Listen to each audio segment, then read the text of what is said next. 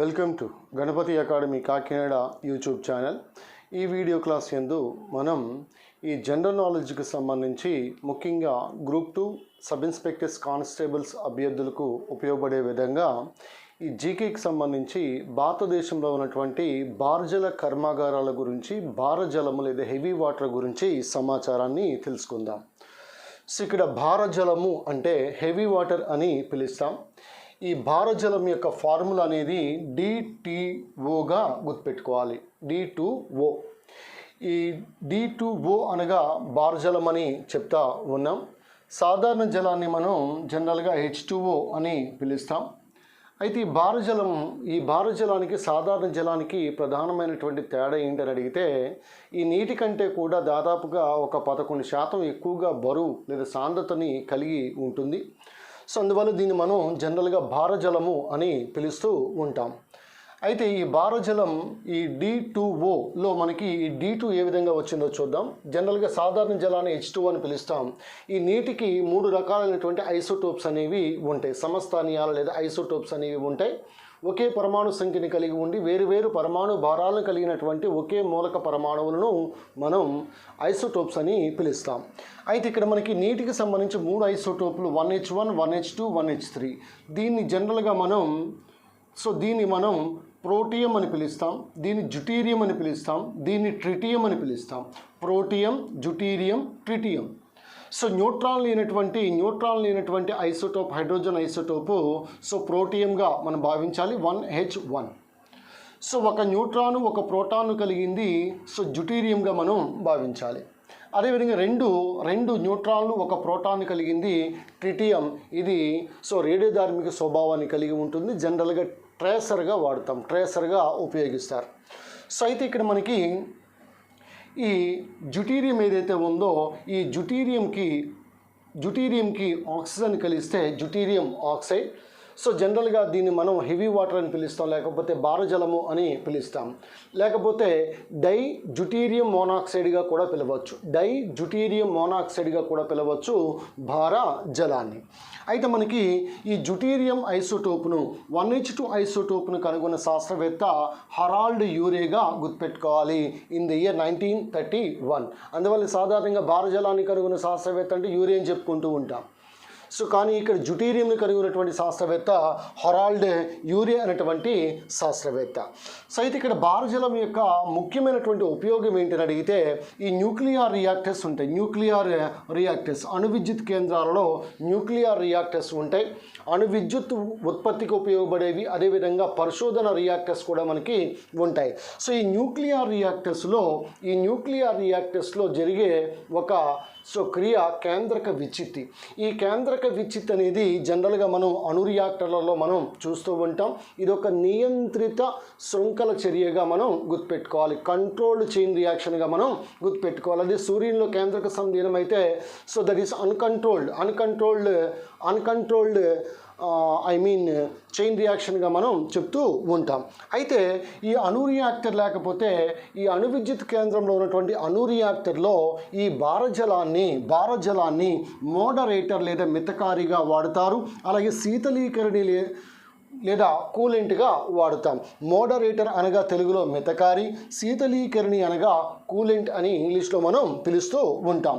So ఈ moderator యొక్క విధి ఏంటని అడిగితే, ఈ అణు రియాక్టర్లలో జనరల్గా అణు ఇంధనాన్ని మనం యూజ్ చేస్తూ ఉంటాం. ఉదాహరణకి యురేనియం.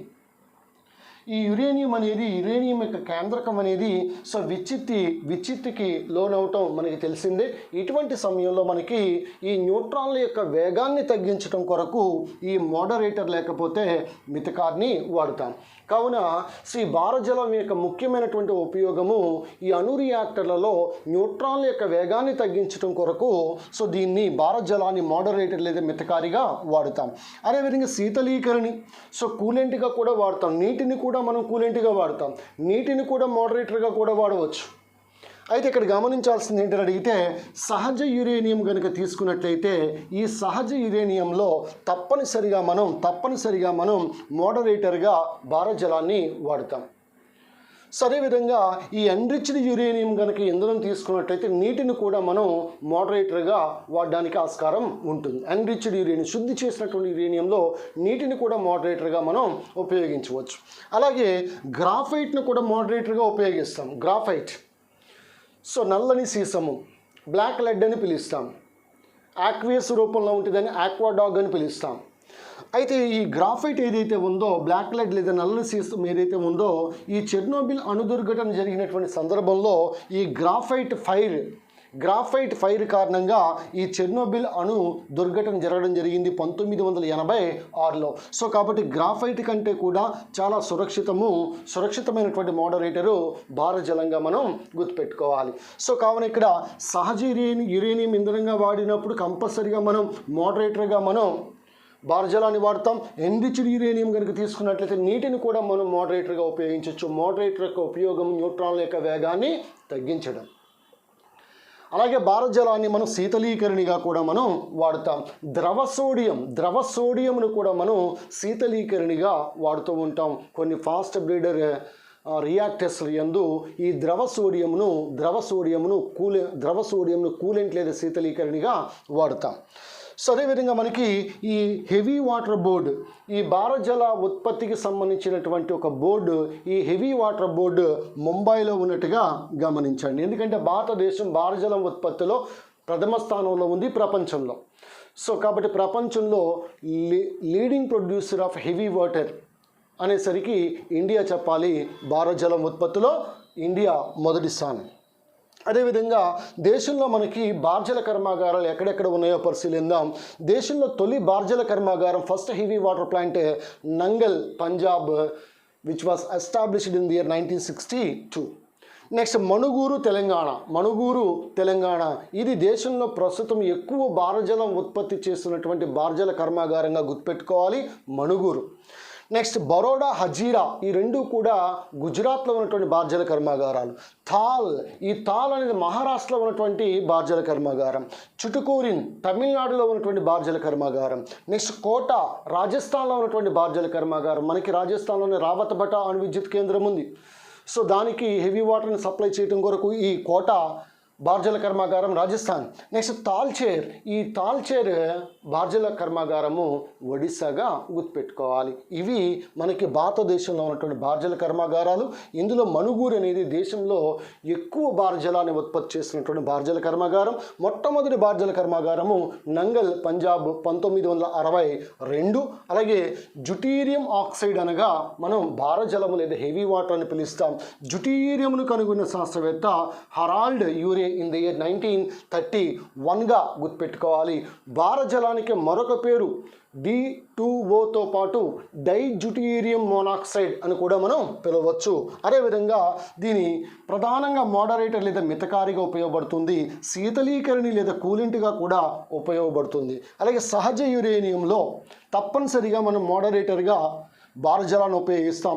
ఎన్రిచ్డ్ యురేనియం, శుద్ధిపరచబడినటువంటి యురేనియం, మనకి for example nuclear fuel complex Hyderabad, ఇక్కడ యురేనియంని శుద్ధి చేస్తారు, న్యూక్లియర్ ఫ్యూయల్ కాంప్లెక్స్. అదేవిధంగా uranium corporation of India limited, ఇది యురేనియం వెలికితీతలో పాల్గొంటుంది. Jaduguda Jharkhand uranium corporation of India limited. అదేవిధంగా మనకి ఇంటర్నేషనల్ ఆటమిక్ ఎనర్జీ ఏజెన్సీ, ఇది మొత్తానికి ప్రపంచంలో వియన్నాలో ఉంది. వియన్నాలో ఉంది. ఇది international atomic energy agency. So ఇంకా మనం దీనికి సంబంధించినటువంటి సమాచారం అణు విద్యుత్ సైన్స్ అండ్ టెక్నాలజీలో భాగంగా ఈ అణు విద్యుత్ కర్మాగారాలు చెప్పినప్పుడు ఇంకా సమాచారం, దీనికి సంబంధించిన మరికొంత సమాచారాన్ని మనం what is natural uranium and what is enriched uranium, what are the differences between natural uranium and enriched uranium, ఇవన్నీ కూడా మనం తర్వాత క్లాస్లో మనం తెలుసుకుందాం. This is Ganapati sir from Ganapati Academy, Kakinada, Andhra Pradesh. Meet you tomorrow. Thank you.